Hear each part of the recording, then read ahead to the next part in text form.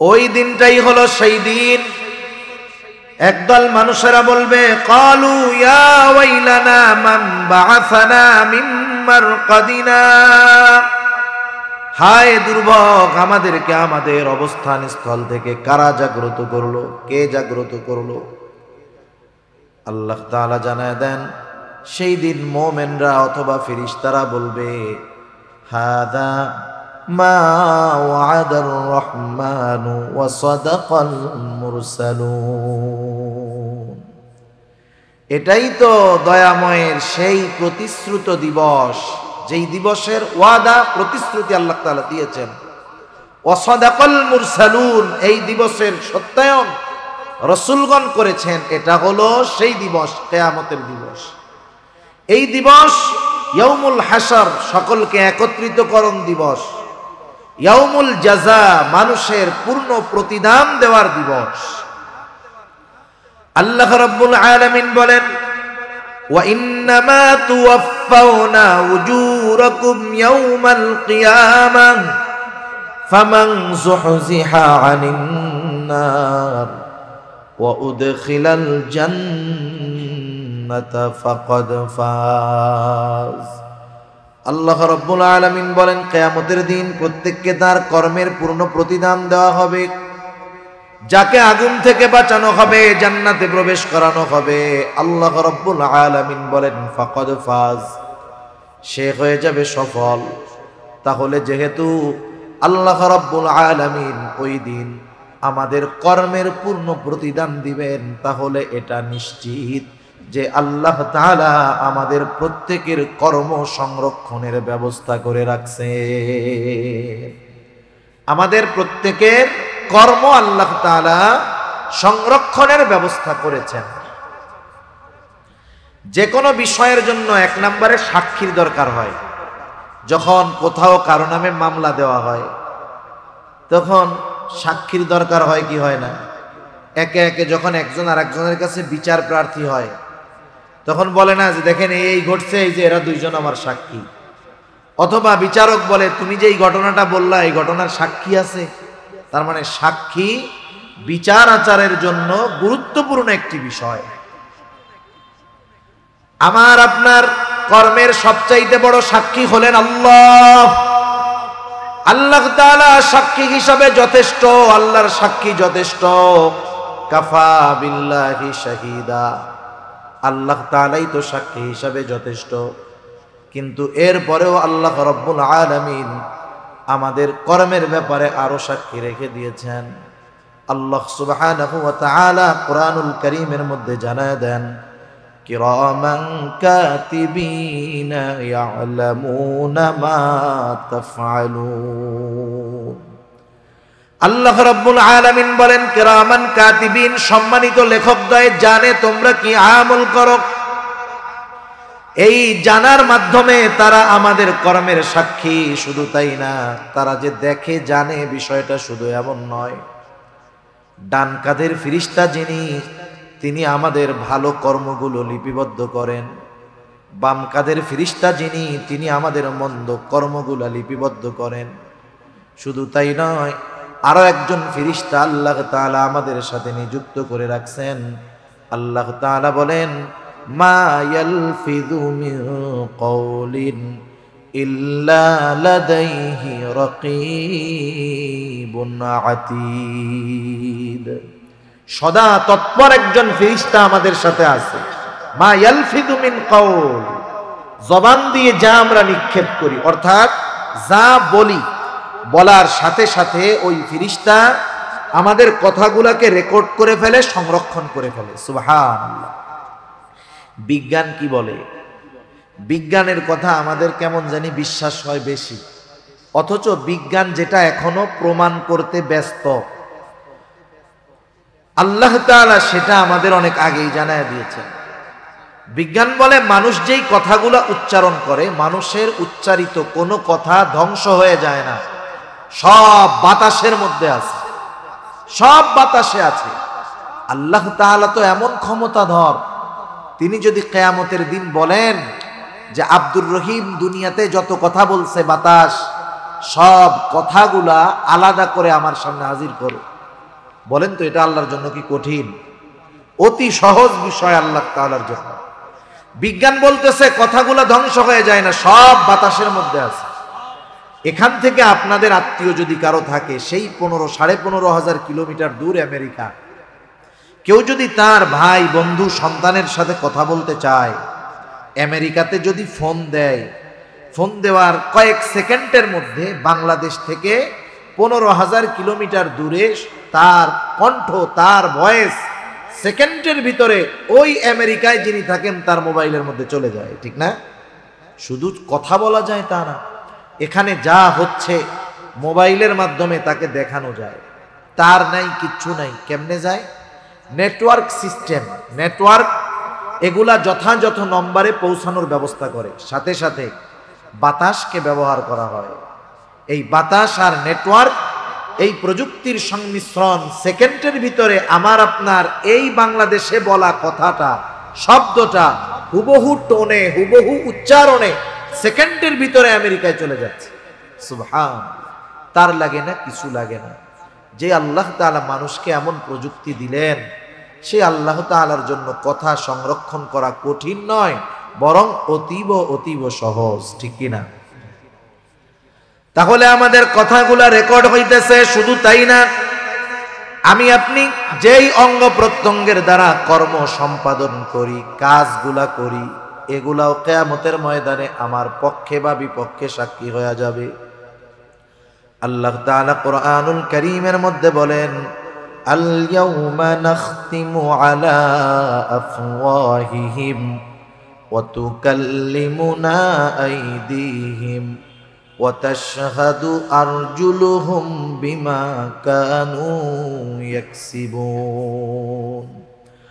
আল্লাহ রাব্বুল আলামিন বলেন, আজকের এই দিন অর্থাৎ কিয়ামতের দিন, নাখতিমু আলা আফওয়াহিহিম, আমি তাদের মুখের উপরে মোহর মেরে দিব। ওয়া তুকাল্লিমুনা আইদিহিম, আমার সাথে কথা বলবে তাদের হাত। ওয়া তাশহাদু আরজুলুহুম, সাক্ষী দিবে তাদের পা। বিমা কানু ইয়াকসিবুন, এই হাত পা দ্বারা তারা কি উপার্জন করেছে। শুধু যে আমার আপনার হাত পা আল্লাহ তাআলার সাথে কথা বলবে এমনটা নয়, বরং আল্লাহ তাআলা আরো এক জায়গায় বলেন, শাহিদা আলাইহিম সামউহুম ওয়া আবসারুহুম ওয়া জুলুদুহুম বিমা কানু ইয়ামালুন।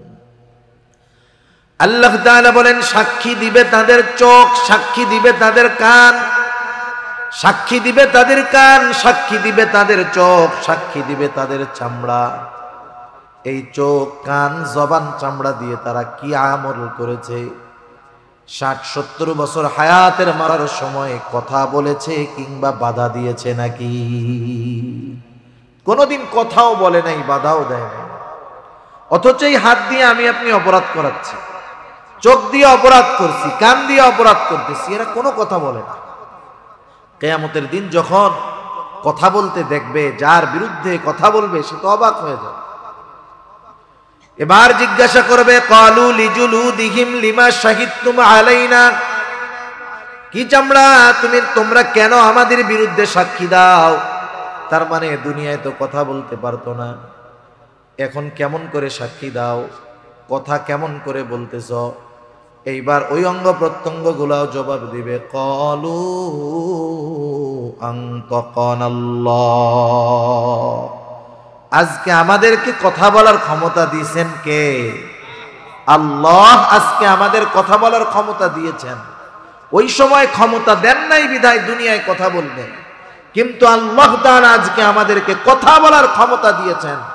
এজন্য তুমি আমাদের দ্বারা দুনিয়াতে কি অপরাধ সংগঠিত করেছো সব আল্লাহ তাআলার কাছে আমরা বলে দিচ্ছি। একটা মানুষ যদি এই চিন্তাগুলো আমরা সবসময় আমাদের সামনে রাখতে পারি যে হায় হায়, আমি মানুষের সামনে গুনাহ করা, অপরাধ করা, মন্দ কাজ করা, এটাকে কতটা ভয় পাই, অথচ সার্বক্ষণিকভাবে আল্লাহ সুবহানাহু ওয়া তাআলা আমাকে দেখতেছেন, আমার সাথের ফেরেশতারা সর্বক্ষণ আমার সাথে আছে, আমি যাদেরকে দিয়ে অপরাধ করি, অন্যায় করি, তারা আমার বিপক্ষে সাক্ষী।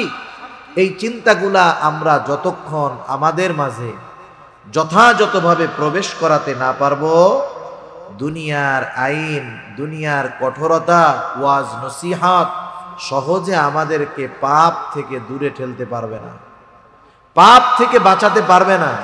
এই চিন্তাগুলা যদি আমাদের মধ্যে না আসে, স্বাভাবিক আপনাদের এলাকার কাউকে যদি বলা হয় যে আপনাকে কিন্তু হাটহাজারী থানা থেকে নজরদারিতে রাখা হয়েছে, খবর আসলো যে আপনি প্রশাসনের নজরদারিতে আছেন, বলেন তো ও 24 ঘন্টা টেনশনে থাকবে না?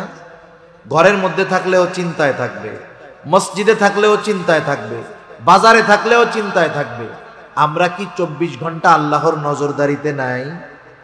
দুনিয়ার প্রশাসন তাকে কতটুকু সময় নজরদারি করবে? ঘরের মধ্যে গেছে ল্যাপের তলে দেখবে না, কিন্তু আমি আপনি যত আধারে যাই, যত একাকিত্ব অবলম্বন করি না কেন, আল্লাহ তাআলার নজরের বাইরে কখনো যাওয়ার কোনো উপায় আমাদের নাই। এই চিন্তাগুলা মানুষকে গুনার থেকে বাঁচাইতে পারে। তা যাই হোক, দুনিয়ায় যেই কর্মগুলো আমরা করছি, কিয়ামতের দিন আমাদের কর্মের সাক্ষীও আছে, কর্মের প্রতিদানও আল্লাহ তাআলা দিবেন।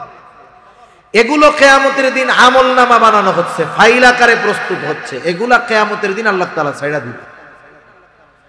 প্রত্যেকের দুনিয়ার আমলনামা, যে দুনিয়ায় যে আমল করেছে, যা যা আমল করেছে, যা বলেছে, যা করেছে, সব লিপিবদ্ধ আছে।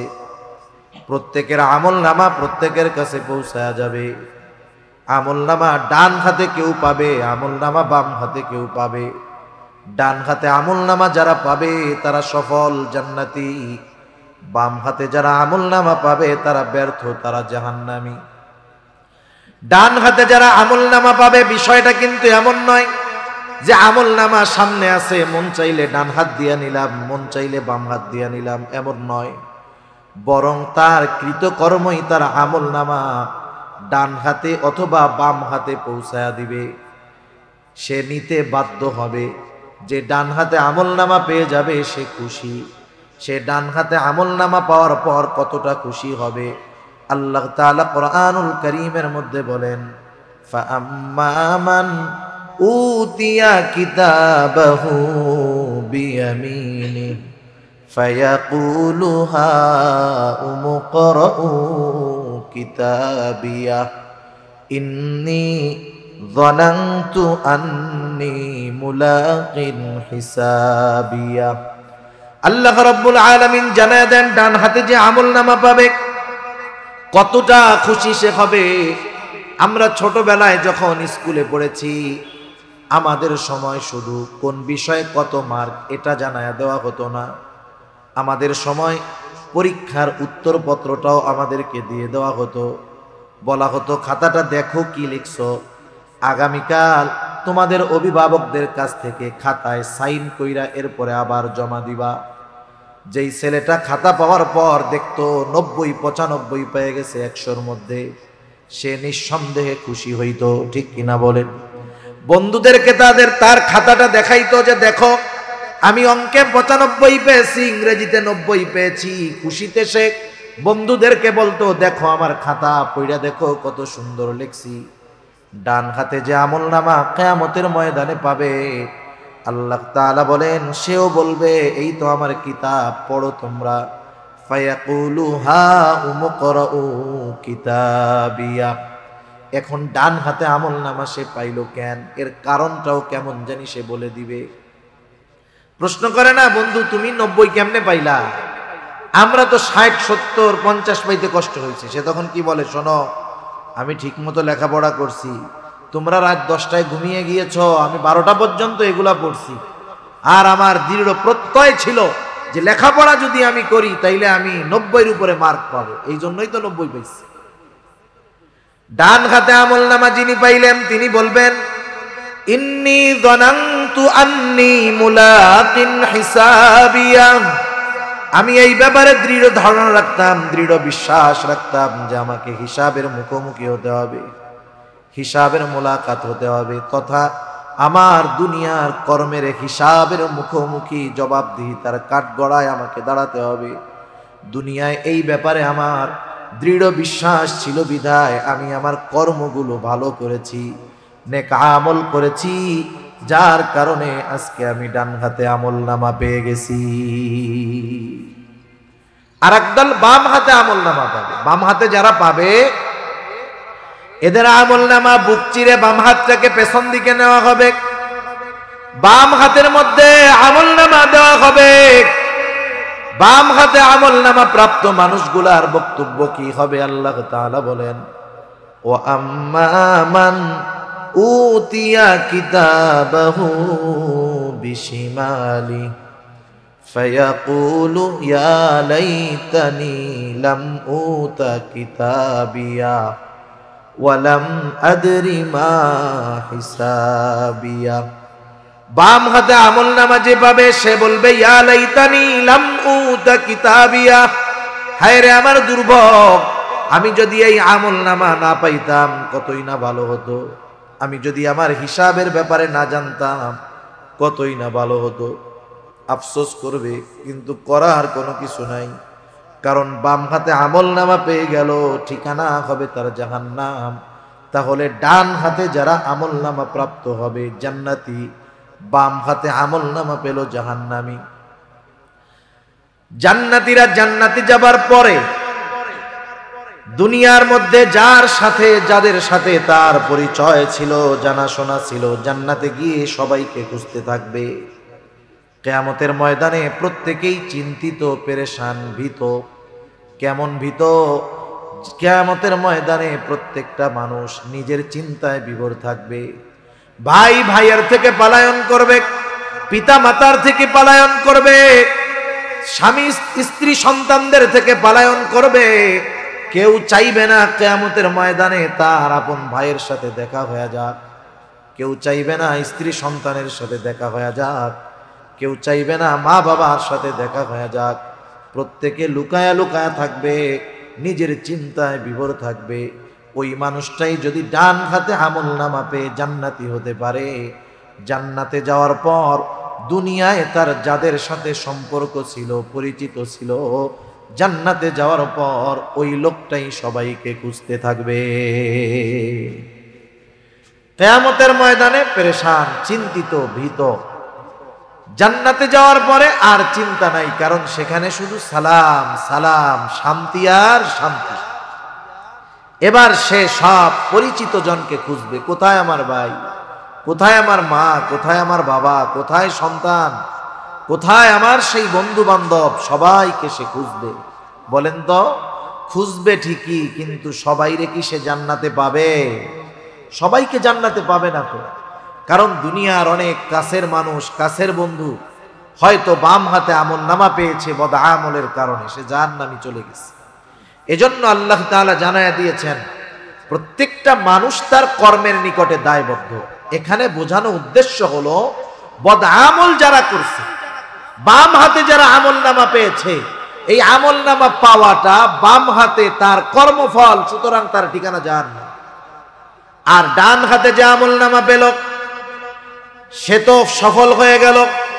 এজন্য আল্লাহ তাআলা বলেন, কুল্লু নাফসিন বিমা কাসাবাত রহিনা ইল্লা আসহাবাল ইয়ামিন ফি জান্নাতি ইয়াতাসাআলুন। জান্নাতে যাওয়ার পরে জান্নাতীরা তো খুঁজবে, সবাইকে পাবে না। তাফসীরে ইবনে কাসীরের মধ্যে আসছে, আল্লাহ তাআলা জান্নাতি আর জাহান্নামীদের মধ্যে দেখা ও কথাবার্তার ব্যবস্থা করে দিবেন। সুবহানাল্লাহ। জান্নাতীরা জাহান্নামীদের অবস্থা দেখবে, জাহান্নামীরা জান্নাতীদের অবস্থা দেখবে। জান্নাতীরা দেখবে যে জাহান্নামের মধ্যে তাদের অনেক পরিচিত জন, বন্ধু বান্ধব শাস্তি ভোগ করতেছে। মানুষ যখন কষ্ট দেখতে পারে তখন সে যে অবস্থায় থাকে ওইটা তার কাছে শান্তির লাগে। মনে করেন আমাদের কাছে অনেক ঠান্ডা লাগতেছে, এখন শীত লাগতেছে না? আপনি যদি চট্টগ্রাম শহরে যান, দেখবেন রাস্তার ফাঁকে ফাঁকে আইল্যান্ডের মাঝে কিছু মানুষ শুয়ে আছে। আমাদের তো কান ঢাকার রুমাল আছে, গায়ে দেওয়ার সোয়েটার আছে, ওর ওইটাও নাই। ওই দৃশ্য দেখার পরে যতই শীত থাক, আমার আপনার শীত আর থাকবে না। কেন? ওই কষ্ট দেখে আমি যেই অবস্থায় আছি, এই নিয়ামতের কদর আমি তখন বুঝতে পারবো। তখন আল্লাহ তাআলার দরবারে নেককার বান্দা হলে এমনিই বলবে আলহামদুলিল্লাহ, হায় হায় চিন্তা করি যে আমার কত কষ্ট, অথচ আমার চাইতে কত কষ্টে মানুষ আছে, আল্লাহ আমারে খুব ভালো রাখছে। জান্নাতীরা যখন জাহান্নামীদের ওই অবস্থা দেখবে তার প্রিয়জন, বন্ধু, আত্মীয় স্বজন জাহান্নামের মধ্যে কঠিন শাস্তি ভোগ করতেছে, এই দৃশ্যটা দেখার পর জান্নাতের নেয়ামত যেই লোকটা পেল, আল্লাহ তাআলার প্রতি তার কৃতজ্ঞতার মাত্রা আরো বেড়ে যাবে। সে আল্লাহ তাআলাকে বলবে, আল্লাহ, এদের সাথেই তো আমি দুনিয়ায় একসাথে চলতাম, আপনি যদি আমার প্রতি দয়া না করতেন, আমার প্রতি যদি ইহসান না করতেন আল্লাহ, হয়তো আমাকেও ওর সাথে ওই জাহান্নামের শাস্তি ভোগ করা লাগতো। জাহান্নামী যখন জান্নাতীকে দেখবে, দুনিয়ায় তো এমন অনেক হয়, একসাথে লেখাপড়া করে, একই স্কুলে পড়ে, একসাথে খেলাধুলা করে, জীবনের অনেক সময় দুই বন্ধু একসাথে কাটিয়েছে, কিন্তু তফাৎটা সামান্য।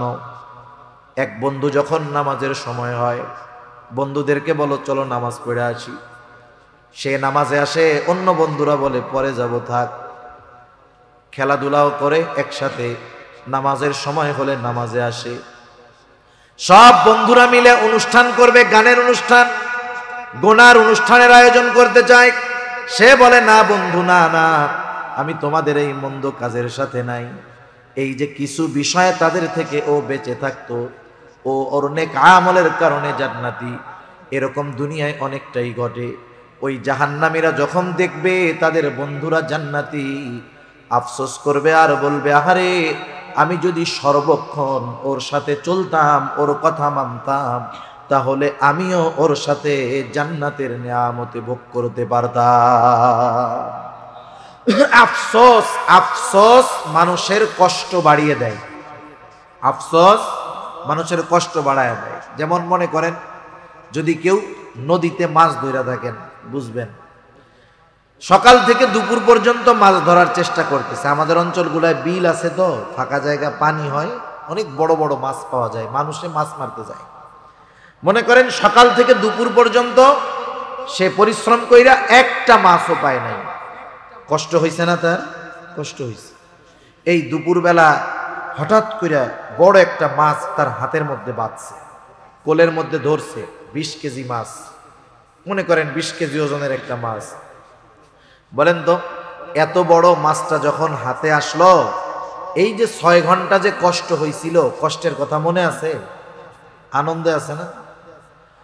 এখন এই মাছটা নিয়ে যখন হাঁটা শুরু করেছে, উপরে উঠবে, মাছটা একটা ঝাঁকি দিয়া ওর হাত থেকে ছুটে আবার গভীর পানিতে চলে গেল। এখন কি হবে বলেন তো? আফসোস। কি হবে?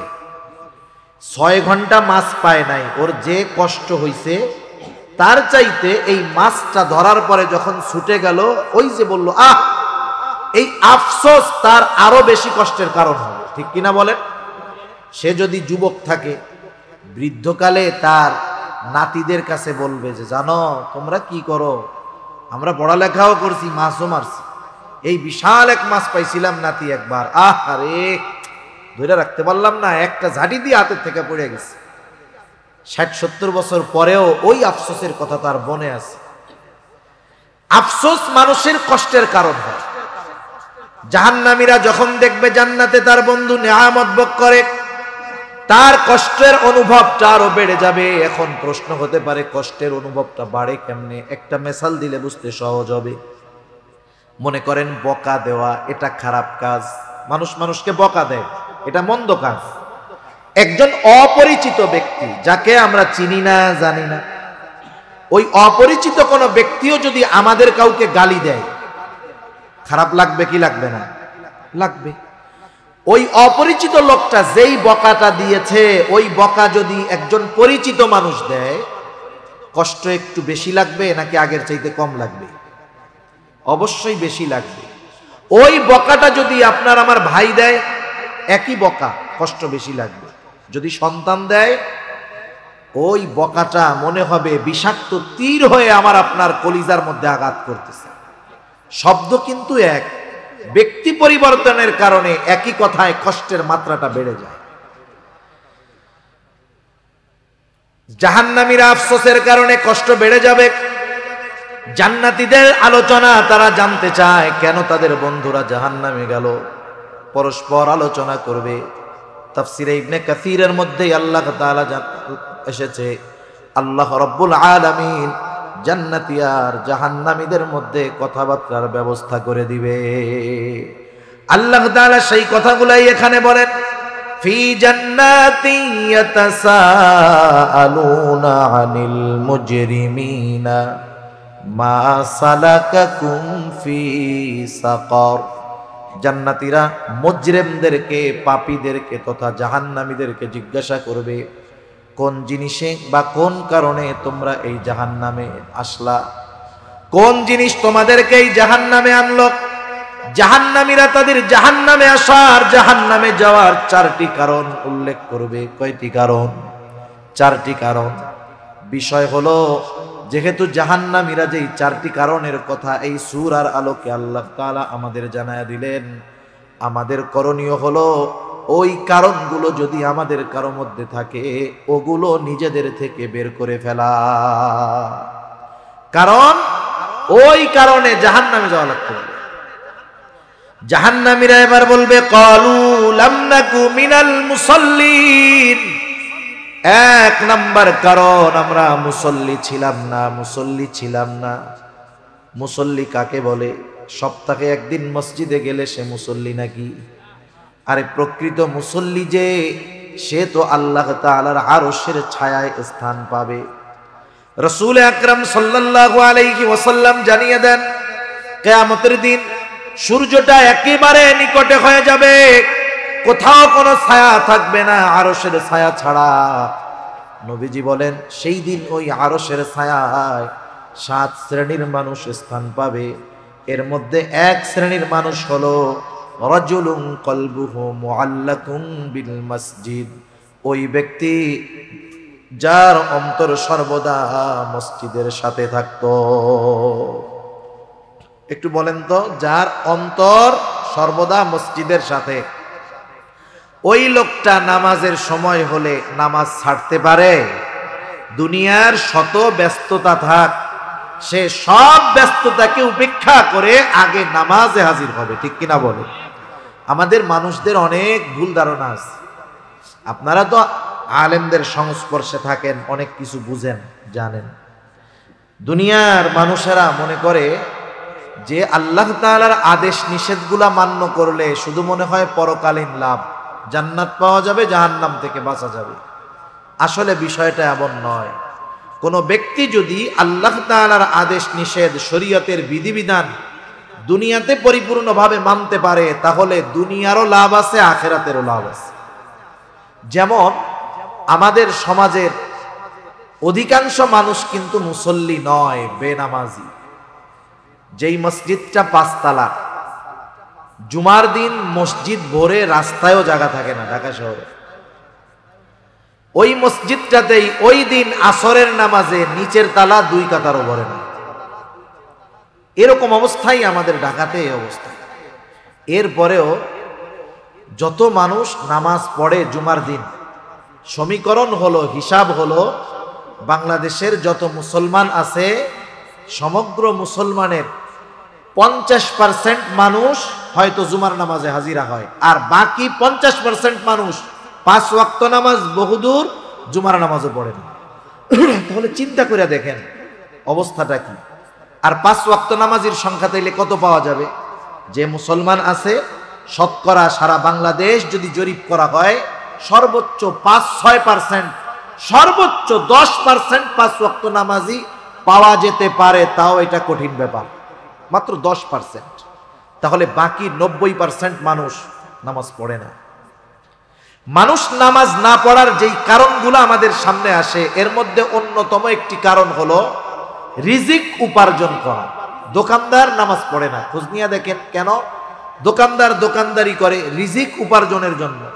সে এই ব্যস্ততায় নামাজ পড়ে না। সিএনজিওয়ালা নামাজ পড়ে না, রিক্সাওয়ালা নামাজ পড়ে না, দিনমজুর কুলি নামাজ পড়ে না। তাহলে বিষয়টা হলো, দুনিয়ার বড় একটা অংশ নামাজ না পড়ার কারণ রিজিক উপার্জন করা। ঠিক না? এটাই তো নাকি? হ্যাঁ। তাহলে একটু বলেন তো, রিজিকের মালিক কে? বড় বড় মার্কেটগুলায় দেখবেন মসজিদ আছে, নামাজ পড়ে 50-60 জন, অথচ দোকানই আছে 1000। প্রত্যেকটা দোকানে 2-3 জন করে কর্মচারী আছে। 3-4 হাজার কর্মচারী একটা মার্কেটে, নামাজ পড়ে 50-60 জন। শতকরা হিসাব দেন 1% 2% হবে না।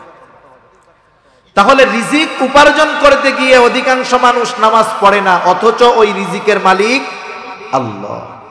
রিজিকের মালিক যিনি, তিনি যেই পদ্ধতি বলে দেন রিজিক পাওয়ার জন্য, সেই পদ্ধতি বাদ দিয়ে যদি দুনিয়ার মানুষ অন্য পন্থায় পরিশ্রমের মাধ্যমে, বুদ্ধির মাধ্যমে, মেধার মাধ্যমে রিজিক উপার্জন করতে চায়, রিজিকের মালিকের পদ্ধতি বাদ দিয়ে বলেন তো রিজিক উপার্জন করা সম্ভব?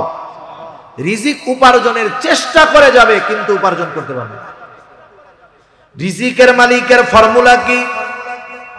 আল্লাহ রাব্বুল আলামিন বলেন, ওয়া'মুর আহলাকা বিস-সালাতি ওয়াসতাবির আলাইহা লা নাসআলুকা রিজকা।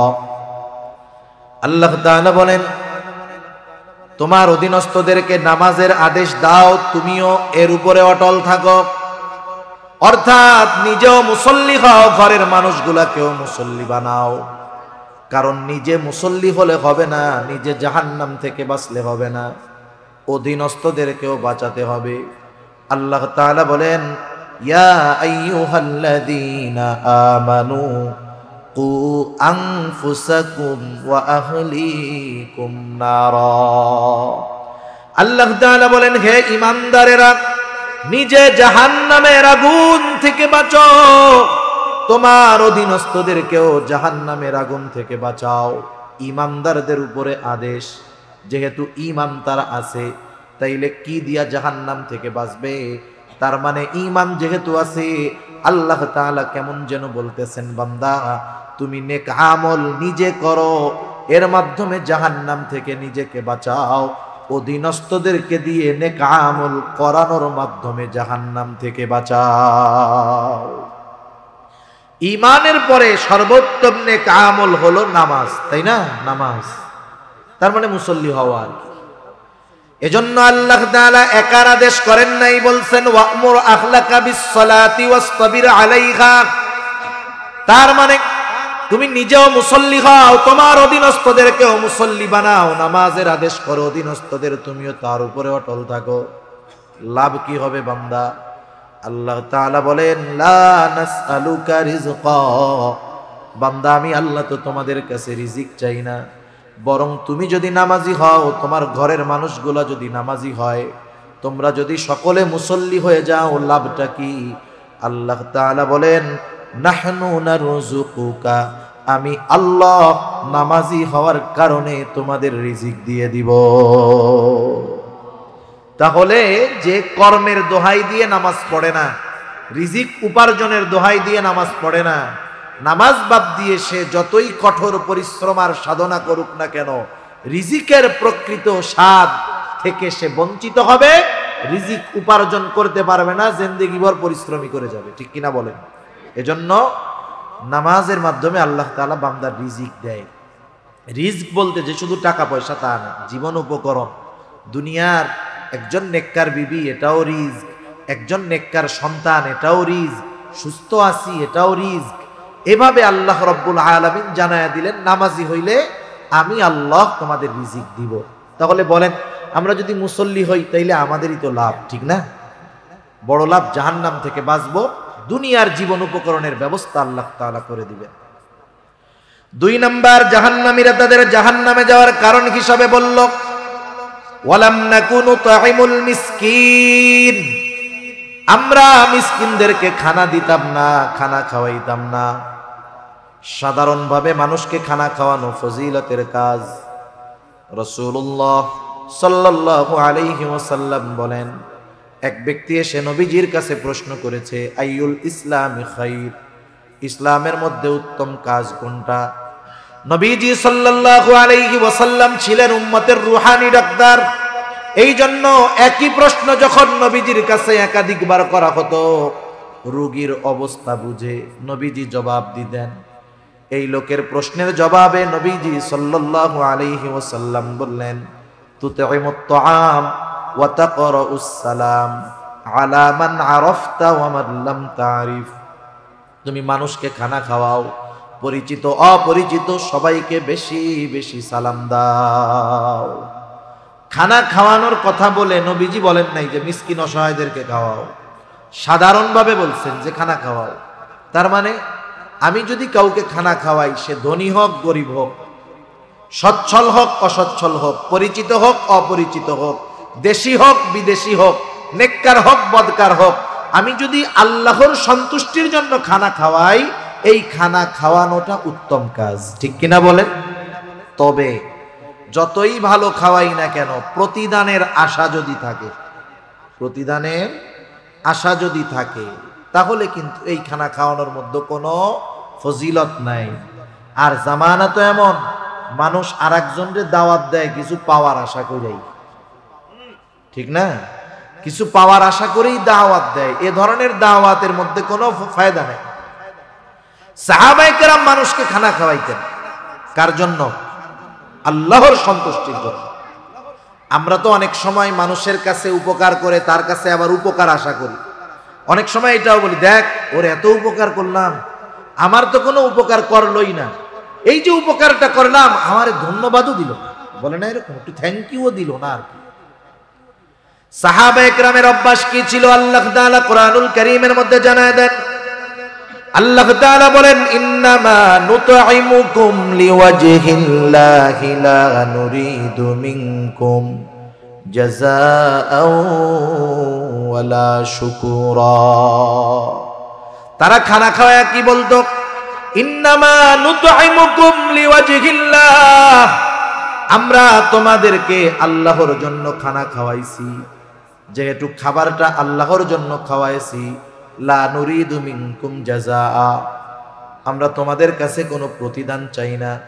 প্রতিদান তো বহুদূর, ওয়ালা শুকুরা, আমরা তোমাদের কাছে কৃতজ্ঞতাও আশা করি না, ধন্যবাদও চাই না। কারণ খাওয়াইছি আল্লাহ তাআলার জন্য, প্রতিদান আশা করি আল্লাহ তাআলার কাছেই। সেজন্য আমরা মানুষকে খানা খাওয়াবো, সেটা বিবাহর অনুষ্ঠান হোক, অন্য অনুষ্ঠান হোক, কার জন্য? আল্লাহর জন্য। আপনাদের এলাকায় সিস্টেম আছে কিনা জানি নাই, বিবাহ খেয়ে টাকা দেওয়া নেওয়ার অভ্যাস আছে? এগুলো আছে এদিকে? একটু বলেন না। আছে? এটা খুব বদ অভ্যাস, এটা খুব বদ অভ্যাস। আপনারা দাওয়াত দিয়ে খাওয়াবেন, এটা ভালো বিষয়, খাওয়ান, লিখে দিবেন নো গিফট গ্রান্টেড। আর এখনের মানুষও চালাক আছে অনেক, এক পরিবারে একটা বিবাহের কার্ড দেয়, আগে এক কার্ডে পরিবারের 6 জন লোক গিয়া দাওয়াতে শামিল হইত। এখন চালাক হয়ে গেছে, কি করে জানেন? অনেক জায়গায় কার্ডে লিখে দেয় যে অনলি ফর 1 পারসন, মানে কমিউনিটি সেন্টারে এক কার্ড দিয়ে একজন ঢুকতে পারবে।